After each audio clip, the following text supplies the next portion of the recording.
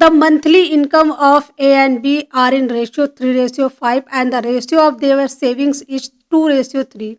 If the income of B is equal to the 3 times the saving of A, then what is the ratio of expenditure of A and B?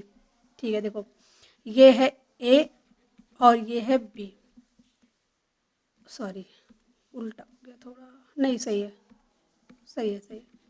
इनके income का जो ratio वो है 3:5 और इनकी saving का जो ratio है वो है 2:3.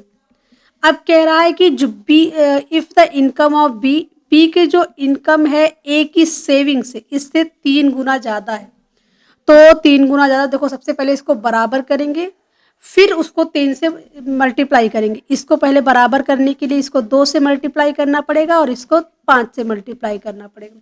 अब ये दोनों बराबर हो गए, ये भी 10 हो गया, ये भी 10 हो गया. अब कह रहा है कि जो बी की इनकम है वो ए की सेविंग से 3 गुना है, तो इसको 3 से मल्टीप्लाई करेंगे. कितना हो जाएगा? 3 दूनी 6, 6 त्रिक 18 और 6 पंचे 30, 5 दूनी 10 और 5 ते 15. ठीक है, अब ये हो गया ना. बी की जो इनकम है 30 है और ए की सेविंग 10 है. इस स्टेटमेंट को ये फॉलो करता है, 3 टाइम्स है उसकी saving. Then what is the ratio of expenditure of A and B? अगर 18 रुपये उसकी इनकम है और 10 रुपये खर्च करता है तो क्या हुआ? सेविंग 10 सेव कर लेता है तो एक्सपेंडिचर कितना हुआ? 8.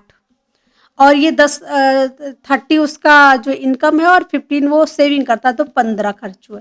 तो ए और बी की जो एक्सपेंडिचर का रेशियो आएगा वो 8:15 होगा. ऑप्शन बी जो है वो करेक्ट आंसर हो जाएगा.